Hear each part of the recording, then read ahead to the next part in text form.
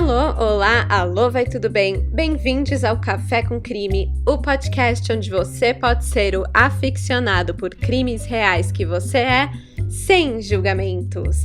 Eu sou a Esté Zorbi, ou a Dona Café, e hoje trago uma história que tem de tudo para aparecer naqueles programas gringos do Investigação Discovery, sabe?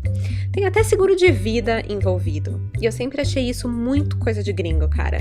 Mas aconteceu em 2004, na cidade de Arapongas, no Paraná.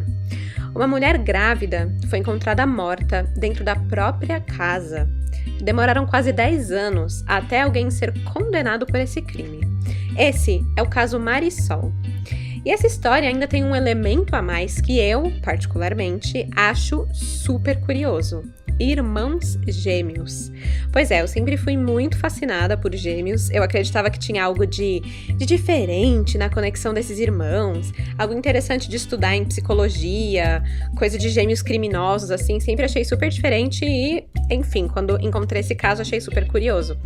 E isso que eu tenho muito gêmeo na família. Eu tenho cunhada que é gêmea, primos gêmeos, minha avó é gêmea, e eles todos já me falaram que não tem nada de conexão sobrenatural, nem nada, e eu já enchi o saco perguntando. Mas eu continuo acreditando, ok? Porque eu sou assim, e eu quero acreditar assim, então me deixa com a minha fantasia de gêmeos. Enfim, esse caso tem aí o envolvimento de irmãos gêmeos, então foi um dos fatores que me chamou a atenção quando eu recebi o inbox da @rasoares22 com a indicação desse caso. Então, Renata, muito obrigada por me apresentar esse caso. Eu achei ele muito interessante, muito curioso, mas também muito triste. Bom, como qualquer caso que aparece por aqui, né? As informações desse episódio vieram das seguintes fontes: TN Online, G1, Dia a Dia Arapongas, Folha de Londrina, Intervalo da Notícia e Tribunal de Justiça do Paraná. E aí você já vê que o caso ele é realmente meio desconhecido dessa forma, né? Quando as fontes não têm Wikipédia e são todas fontes pequenas e locais, mídias locais, né? Tirando o G1, o resto é tudo bem local. E eu acho isso super legal e super interessante. Então, quero abrir aqui um momento para vocês. Se você é um crimezeiro que tem casos aí da sua cidade, manda para cá. Mas manda lá pro e-mail @café com... Não, gente, e-mail não é assim que fala, né? Isso é Twitter. É o cafécomcrime@gmail.com. Manda pro e-mail. Eu sempre recebo sugestões de todo mundo lá, de casos nacionais que vocês querem escutar aqui. Eu recebo no Instagram, no Twitter, mas eu tô pensando em fazer um episódio especial onde eu leio os casos que vocês me mandam, que aconteceram aí na sua cidade. Então manda por e-mail a história e o nome da cidade, ok? Por e-mail dá para escrever mais, explicar mais, fica mais bonitinho. E aí, a hora que tiver casos suficientes que eu tiver recebido, eu faço esse episódio só com histórias de vocês. Eu acho que vai ser bem legal, tem muita coisa legal aí que vocês me mandam vira e mexe, que é bem local. E esse caso aqui é um deles. Para os crimezeiros que amam muito tudo isso, que é o Café com Crime, e querem apoiar a Dona Café a manter o podcast a todo vapor, eu te convido para ser um apoiador oficial através do Catarse. Funciona como um sistema de assinatura, que é renovado a cada mês, e você pode doar o quanto você quiser, começando por R$5. E isso ajuda demais com todos os custos que envolvem a produção de cada episódio. E uma novidade: quem é apoiador agora faz parte de um grupo secreto, onde ficamos batendo papo sobre tudo que envolve crimes. Então, se você é apoiador, dá uma olhada no seu e-mail, que você deve ter recebido um convite. E para quem quer apoiar e entrar nesse grupo, eu vou deixar o link do Catarse na descrição desse episódio para você ir lá, assinar, apoiar e entrar para o grupo do podcast, tá bom? E com isso, crimezeiros, acho que estamos prontos para o caso de hoje. Bora começar do começo?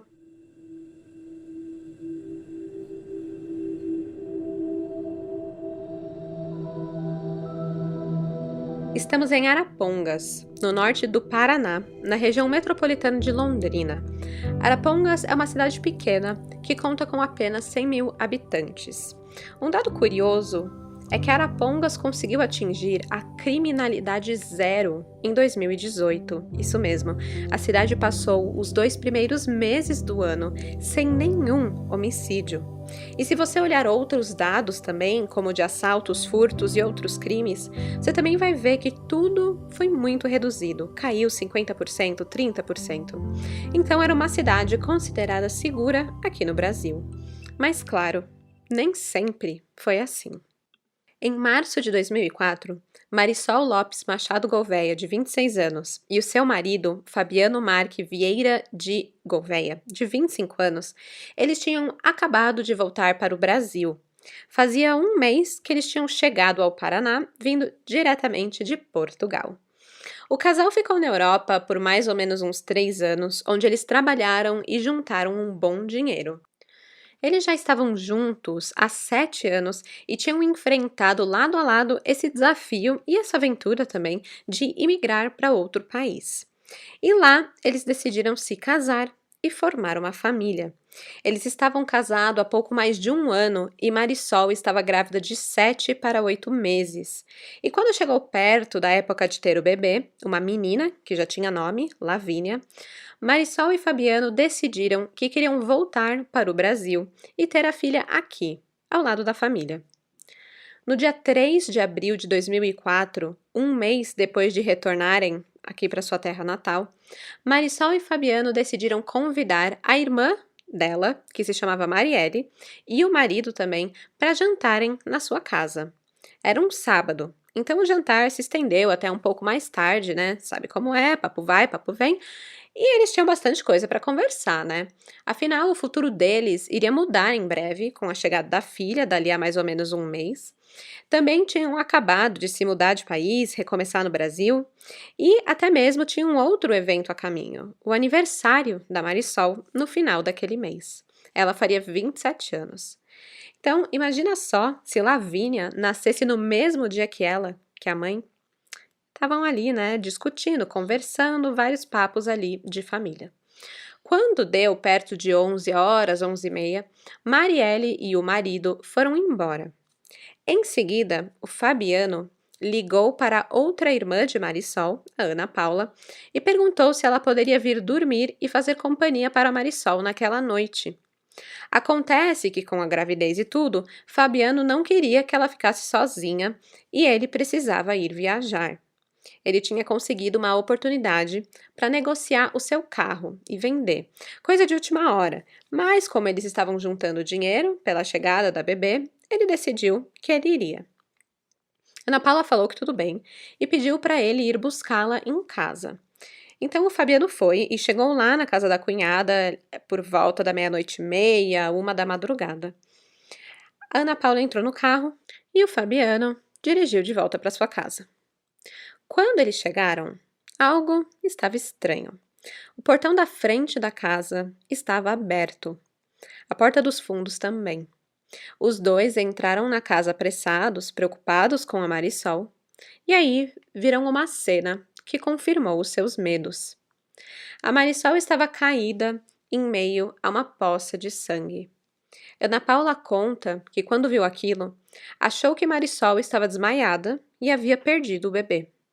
Ela é enfermeira, então ela logo se ajoelhou ao lado para prestar os primeiros socorros, mas logo percebeu que a irmã estava morta. Ela tinha uma facada no pescoço. Ao notar que o sangue não tinha relação nenhuma com a barriga, com a gravidez, Ana Paula tentou realizar o parto da irmã para tentar salvar o bebê. O Fabiano ligou para a emergência e logo o SIAT, que é o Serviço Integrado de Atendimento ao Trauma em Emergência, estava no local. Ao analisar o corpo de Marisol, perceberam que, além do corte no pescoço, tinha vários hematomas no corpo, incluindo marcas de agressão até no calcanhar e facadas nas costas. O único lugar que estava intacto era a barriga. Ana Paula afirma que, abre aspas, a barriga foi o local que ela protegeu o tempo todo enquanto apanhava. Fecha aspas. Infelizmente, apesar dos esforços da Marisol de proteger a barriga, da Ana Paula e da equipe do SIAT de fazer esse parto, não foi possível salvar a vida da bebê Lavínia.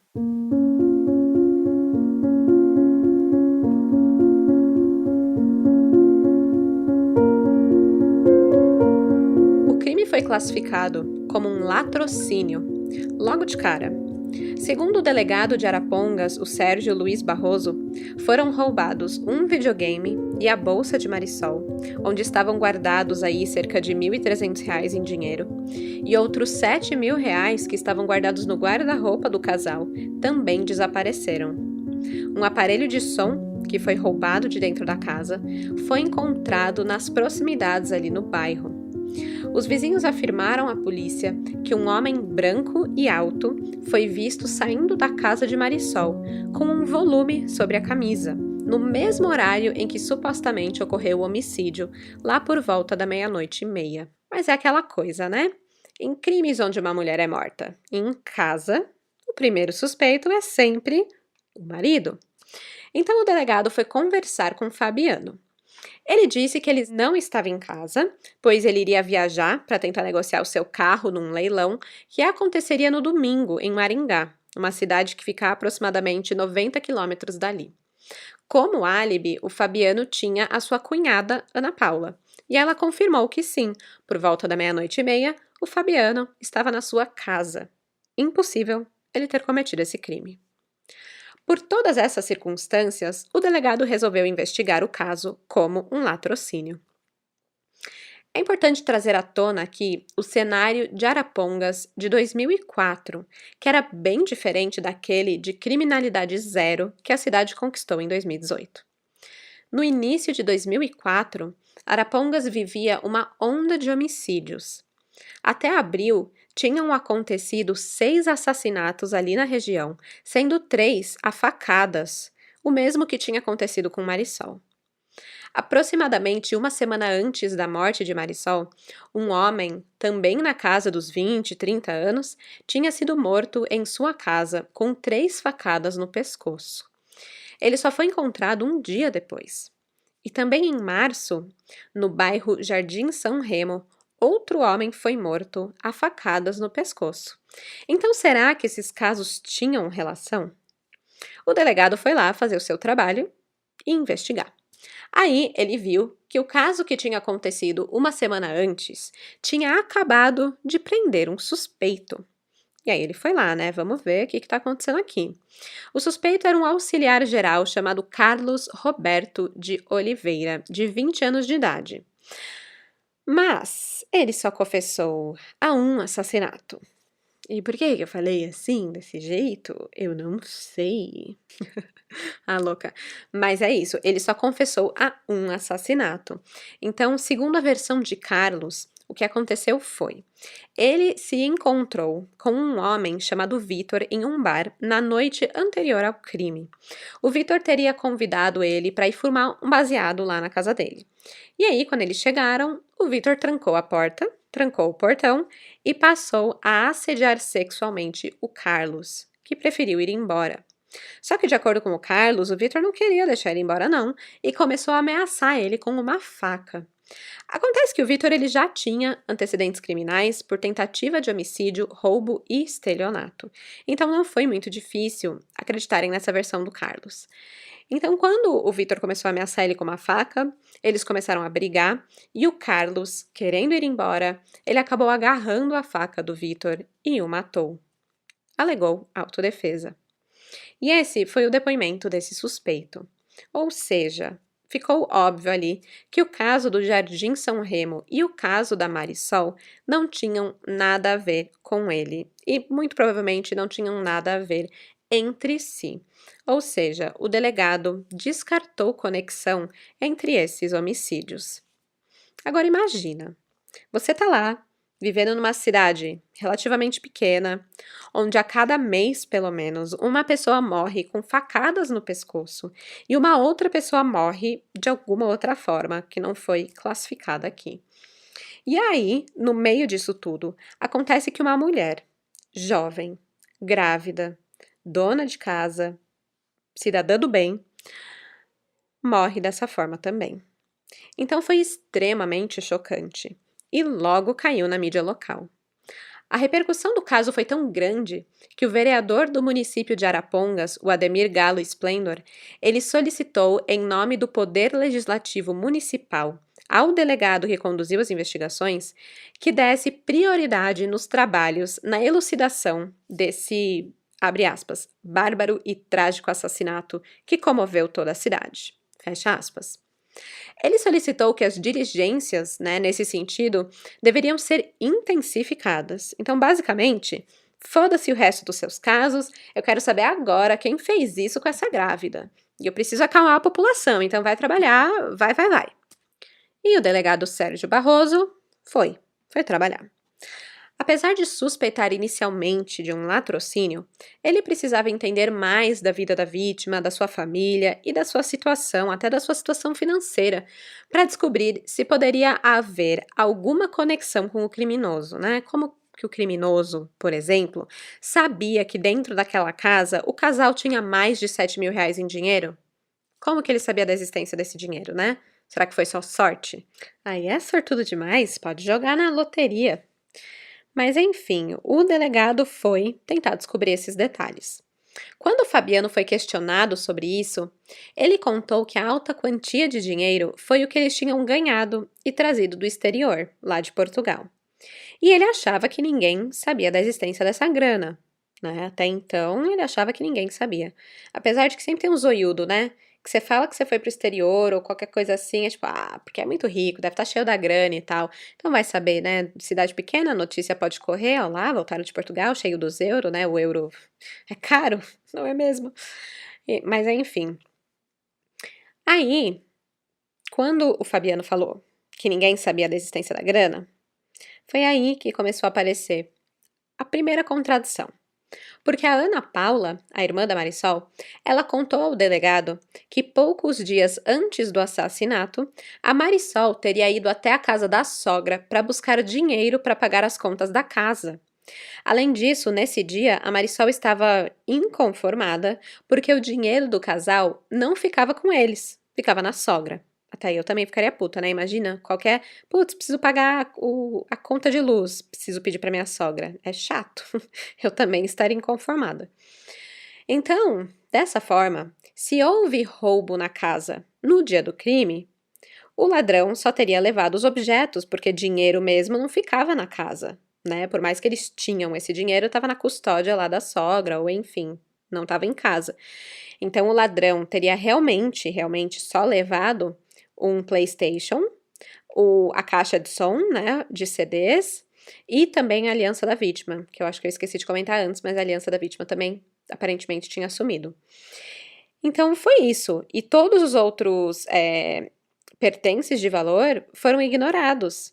E a casa tinha eletrodomésticos, tinha joias, e por que não levaram isso, Ou seja, na verdade, o roubo meio que foi um fracasso, porque não teve grande quantidade de dinheiro e também não levou outros objetos, levou um PlayStation. PlayStation! O Yuji, Levou o PlayStation para dar lá no programa do SBT. E aí que o delegado Sérgio Barroso começa a se questionar. Será que esse rolê aqui é mesmo um latrocínio? Então as atenções começam a se virar para Fabiano. Outra testemunha questionada foi a Marielle, a irmã que tinha ido jantar lá com o casal no dia da morte da Marisol. A Marielle conta que durante toda a conversa no jantar naquela noite, em momento nenhum o Fabiano mencionou a venda do carro ou que iria viajar logo depois do jantar. E ela ainda acha estranho o fato de Fabiano ter chamado a Ana Paula para dormir com a Marisol, porque, bem, ela já estava ali na casa, não é mesmo? Por que ele não teria pedido para ela ficar com a Marisol, Se ele sabia que ele ia viajar e tudo mais. Bem estranho, Mas ainda não era o suficiente para incriminar o cara. E também, por que ele faria uma coisa dessas, matar a esposa grávida? Será que o relacionamento do casal não estava no auge, como eles imaginavam? Com um bebê no caminho, Bem, pois é. Não estava mesmo, e não era de hoje que eles não estavam bem. Familiares da Marisol afirmaram que Fabiano, na verdade, já tinha um histórico de violência contra a esposa. Ele teria agredido Marisol quando ambos moravam em Portugal. Mas, de qualquer forma, Fabiano tinha um álibi, certo? A perícia tinha determinado que a morte da Marisol aconteceu 00:30 daquele dia, e nessa hora ele estava com a Ana Paula. Bem, aí que as coisas começam a ficar meio esquisitas, porque olha só. O delegado descobriu que no dia do crime, por volta da hora da morte, os vizinhos teriam ouvido Marisol gritar, abre aspas, "Pare com isso, você está louco, perdeu o juízo", fecha aspas. Os vizinhos acharam que era uma briga de casal, já que a Marisol estava falando com a outra pessoa como se a conhecesse. E eles também ouviram uma voz masculina e tinham reconhecido essa voz, ou pelo menos pensado inicialmente, que era a voz do Fabiano. Depois, quando o corpo foi encontrado, os vizinhos contam que a mesma voz masculina teria pedido socorro, ou seja, Fabiano. Mas aí é que tá. Fabiano estava com Ana Paula na hora do assassinato. Não era com ele que a Marisol estava gritando e brigando dentro da casa. Bem, então quem que era, né? Pois é, vocês já devem ter adivinhado. O Fabiano tinha um irmão gêmeo chamado Fábio. Então, Fábio e Fabiano, bem dupla sertaneja mesmo. Os familiares e o próprio delegado afirmam que os irmãos, eles são muito parecidos em tudo, tanto da aparência como na voz. Então, seria muito facilmente confundidos a voz deles pelos vizinhos, que acharam que era o Fabiano, mas poderia ser o Fábio. E aí, mais uma bomba. A Marisol não tinha um bom relacionamento com o Fábio. Bem, aparentemente ela não tinha um bom relacionamento com nenhum dos gêmeos, né? Nem com o marido e nem com o cunhado. Agora a cabeça já, né, explodiu e cheio de dúvidas, porque afinal quem foi? Quem que estava lá? Era o marido ou era o cunhado? E principalmente, por quê?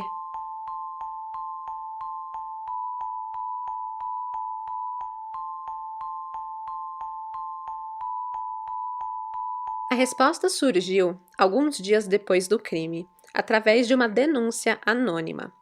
O delegado Sérgio Barroso foi informado que Fabiano teria contratado um seguro de vida no valor de R$ 300 mil em nome da esposa. Diante dessa informação, o marido da vítima passou a ser o principal suspeito. Claramente, né? Como já era desde o começo. Com um mandado de busca e apreensão na casa de Fabiano, a polícia acabou encontrando ainda mais um seguro de vida. E depois, adivinha? Acharam outro. Fabiano tinha um total de 3 seguros no nome da esposa, um no Brasil e outros 2 em Portugal. O valor acumulado dos 3 seguros é de mais de R$ 700 mil. Acho que temos um motivo, não é mesmo? A porra do dinheiro. A droga do seguro de vida, sempre. É sempre essa história, cara. Eu sempre vejo essas coisas e eu fico pensando, eu jamais aceitaria ter um seguro de vida. Tipo, ok, seguros são ótimos, se acontece alguma merda, algum acidente, enfim, né, merdas acontecem, a bebê, a Lavínia, teria aí um respaldo, então, né, acho que até pensaria nisso pensando na filha, né, de falar, putz, sei lá, se eu sou atropelada um dia, minha filha vai ter alguma coisa. Mas, nossa, cara, não, nunca dá certo, nunca dá certo. É só assistir Investigação Discovery, gente, nunca dá certo. Melhor deixar a criança crescer sem esse respaldo do seguro do que ter um preço sobre a sua cabeça, porque é basicamente isso, né? É um preço que você tem. Se você morrer, alguém vai ganhar esse dinheiro. Então, sei lá. Eu sou noiada com essas coisas, então nada contra quem tem, mas gente, eu não consigo. Mas enfim, claramente a polícia achou estranho, né? Ele não ter informado em primeira mão que ele tinha seguros de vida e ainda mais o fato dele ter 3, né? Poxa, um já não garante pra menina, né? Outra coisa que chamou a atenção foi a data da contratação dos seguros. Eles foram feitos logo antes do casal retornar para o Brasil de Portugal. Ou seja, fazia, tipo, um mês.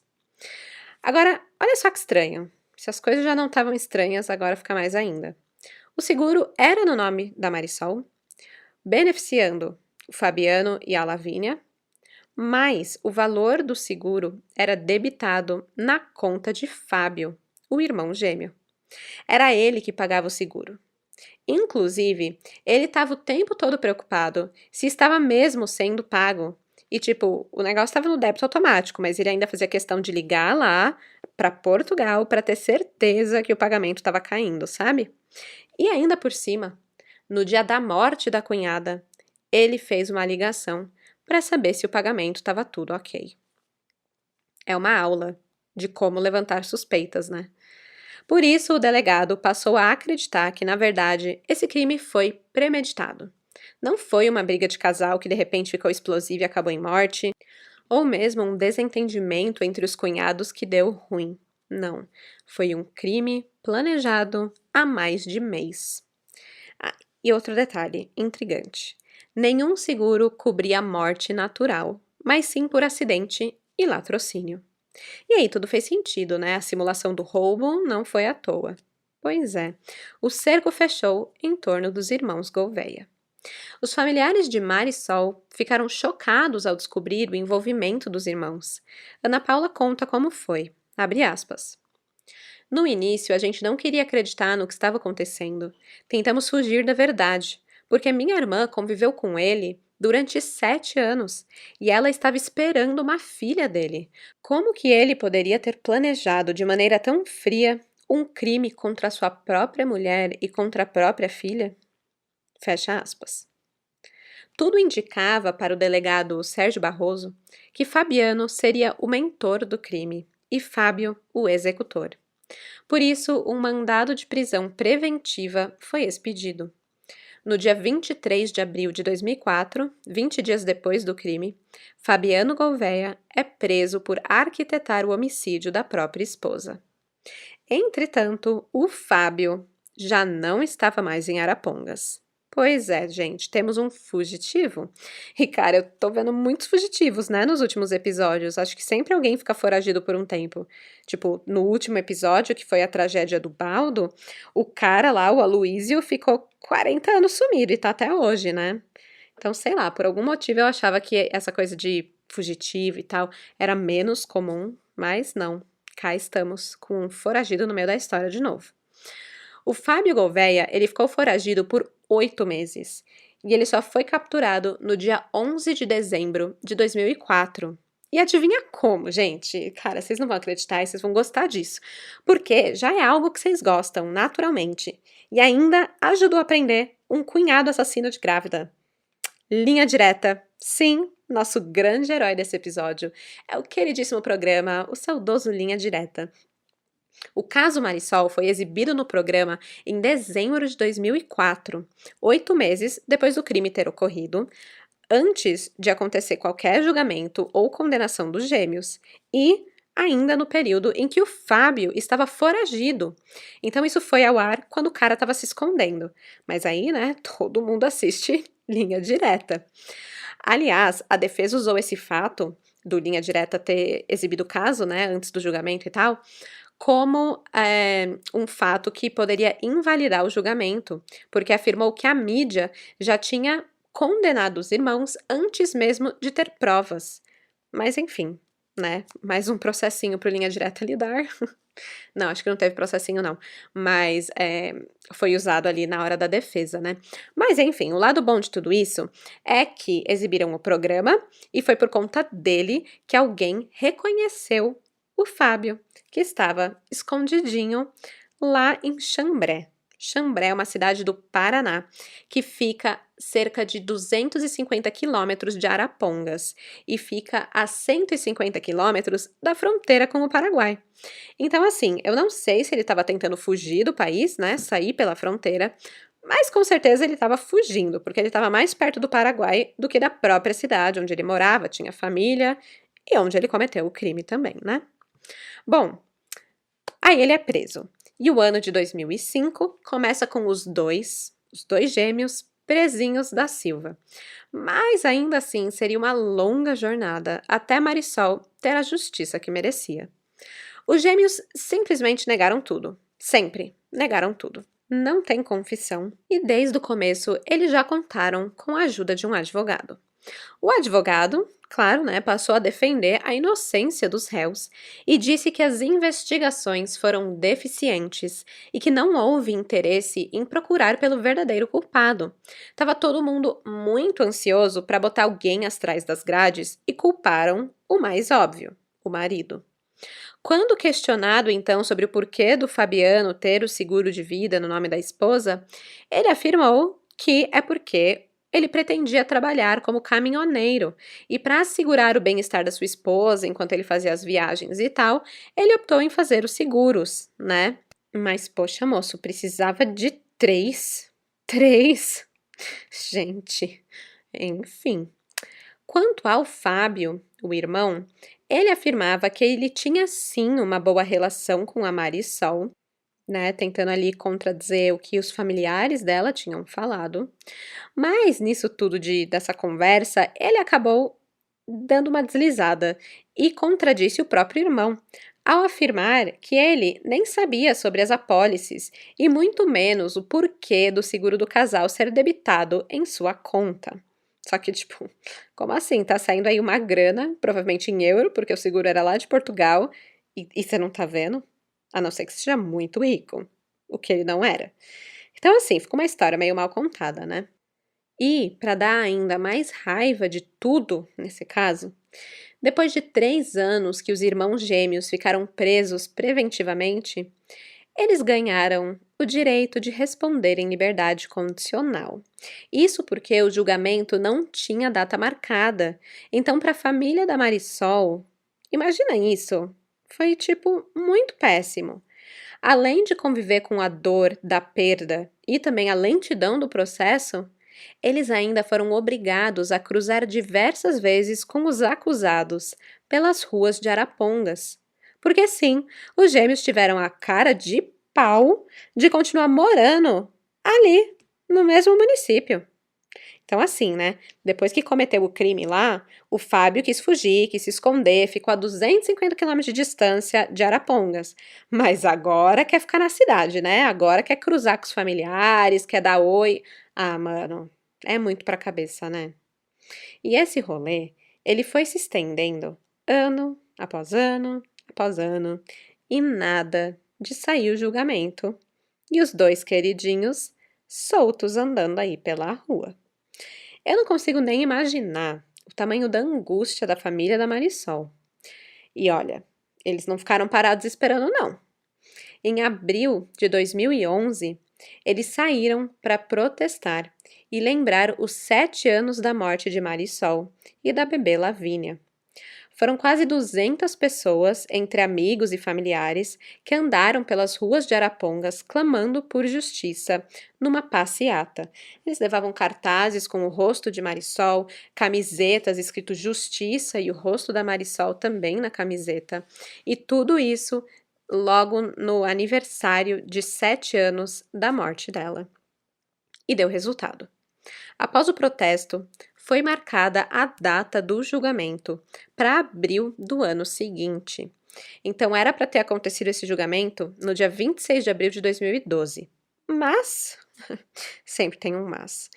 Mas a defesa solicitou a mudança de seus julgamentos pelo Tribunal do Júri da comarca de Arapongas para outra comarca próxima. O que isso quer dizer? Eles estavam falando ali, nessa solicitação, que se eles fossem julgados em Arapongas, não ia ter imparcialidade dos jurados, porque esse crime, na verdade foram 2 crimes, né? Era o crime de homicídio qualificado pela morte da Marisol e também o crime de aborto provocado sem o consentimento da gestante, porque, né, eles mataram também um bebê de 8 meses ali dentro da barriga. Então, esses 2 crimes, eles tinham tido tanta repercussão dentro ali de Arapongas que todos os jurados já iam ter uma opinião formada e os réus não iam ter, né, o direito lá da dúvida e tudo mais. Então, não ia ter imparcialidade. E claro, né, usaram aí o fato do Linha Direta ter ido ao ar para falar sobre isso. Também o fato de ter uma missa temática especial só da Marisol ali na cidade, onde os próprios padres, a própria igreja ali, falou que, né, os réus tinham que ser condenados e tal, que eles não podiam estar andando soltos pela cidade. E também o fato daquele vereador ter falado policial dá prioridade para esse caso e, enfim, né, usaram vários argumentos para tentar mudar o julgamento, tirar de Arapongas e ir para outro lugar. Só que o pedido foi negado. Foi negado, falaram não, eles vão ser julgados aqui mesmo, é normal ter notícias, foi noticiado assim como todos os outros casos são noticiados, e eles vão ser julgados, gente, acabou, ponto. E aí, finalmente, marcaram o julgamento oficialzão, que aconteceu em Arapongas mesmo, para o dia 23 de abril de 2013. Lembrando que o Fabiano foi preso no dia 23 de abril de 2004. Então, faz as contas aí, 9 anos, né? Pois é, 9 anos depois da morte de Marisol, os gêmeos são finalmente levados para o tribunal do júri. E o que rolou lá foi o seguinte, bem resumidamente. A acusação afirmava que os irmãos teriam planejado a morte da Marisol para receber os 3 seguros de vidas num valor de R$700 mil, que se fizer a conversão aí para o que vale hoje, seriam R$2 milhões. O homicídio teria sido cometido pelo Fábio ao dar uma facada no pescoço da Marisol, e essa única facada no pescoço a matou. Mas Fábio ainda teria a espancado e dado outras facadas nas suas costas após ela já estar morta, para parecer mais como um assalto e não uma execução. Puta crueldade, né? Depois, o cunhado teria forjado o roubo dos objetos e dinheiro na casa para despistar a polícia. Entre as provas estava o fato da porta da casa estar aberta e não ter sido arrombada, então eles acreditavam que o Fabiano deixou tudo aberto de propósito para que o Fábio pudesse entrar com mais facilidade e cometer o crime. Também foram apontadas várias contradições nos depoimentos dos irmãos, incluindo o fato do Fabiano dizer que Fábio e Marisol se gostavam e se davam muito bem, mas o Fábio, na hora de dar ali o seu depoimento, ele falou muito mal da Marisol, falou que ela era agressiva, que ela era ciumenta e xingou ela, falou que ela era uma megera. Então era óbvio que os dois não estavam falando do mesmo tipo de relacionamento e se contradisseram em, várias outras coisas. A defesa, por outro lado, trouxe testemunhas que eram amigos da família Gouveia, que falaram que os irmãos eram pessoas de boa índole, que eles eram muito tranquilos, que jamais pensariam que eles seriam capazes de fazer tal coisa. Só que aí você já vê que eles ignoraram totalmente o fato do Fabiano já ter batido na Marisol antes, lá em Portugal, de ter agredido ela, né? Eles também falaram que o relacionamento deles com a Marisol era muito bom, era muito cheio de amor. Afirmaram de novo que toda a questão do seguro era na melhor das intenções, para se alguma coisa acontecesse com o Fabiano ou com a Marisol, a Lavínia ter ali o seu respaldo, estar muito bem amparada. Ele ainda alegou, o advogado da defesa, que as investigações foram muito mal feitas, que eles não colheram digitais da residência para ver se achavam o de alguém estranho ali, né, de um possível ladrão, uma terceira pessoa. E o advogado também afirmou que, apesar da cena do crime ter sido bem sangrenta, eles não tinham testado para ver se o assassino, no caso, o Fábio ou o Fabiano, se eles estariam com manchas de sangue nas roupas ou nas mãos, porque, né, com certeza eles iam ter se sujado. Mas é aquela coisa, o Fábio, que no caso foi quem cometeu o assassinato, ele ficou foragido, ele ficou 8 meses fugido depois do dia do crime, então né, acho que não tem nem como ter feito esse teste. Mas enfim, a defesa tentou apontar essas falhas na investigação e tentar forjar ali que o relacionamento de todo mundo era lindo, mil maravilhas. E aí, depois de 15 horas de julgamento, quase 16 horas, a juíza doutora Rafaela proferiu a sentença dos acusados. Lembrando que nesse momento era tipo um divisor de águas, mais ou menos, porque ou eles iam ser condenados, ia mudar totalmente a vida para pior, digamos assim, porque iam para cadeia, essa coisa toda, ou eles iam mudar de vida para muito melhor. Porque se eles fossem inocentados, eles iam ficar milionários, né? Eles iam receber os R$2 milhões do seguro. E aí, a juíza anunciou. Condenados, minha gente. O Fábio Gouveia foi condenado por crime de homicídio qualificado e crime de aborto não consentido pela gestante, e ele teve uma pena de 19 anos de prisão por ele ter executado esse crime. O Fabiano Gouveia, ele foi também pelos mesmos crimes, homicídio qualificado, por motivo torpe, né, porque era por dinheiro, e aborto não consentido pela gestante, e ele teve uma pena de 24 anos por ter planejado esse crime. Só que sempre tem o só que, sempre tem o mais, porém, aquela coisa. O Fábio e o Fabiano Gouveia, eles ainda poderiam apelar da sentença em liberdade. Então, eles fizeram isso, eles apelaram tudo que tinha para apelar, gastaram lá, esgotaram todos os recursos que eles tinham, e nisso se passaram mais 3 anos que eles ficaram em liberdade, ali mesmo condenados, ali andando pela cidade, vendo a família, aquela coisa horrível. E aí foi só em 2016 que o tribunal decidiu manter a pena aplicada e dar a palavra final. Eles estavam sim condenados. Mas adivinha, né? Após a confirmação da sentença, Fabiano e Fábio teriam fugido.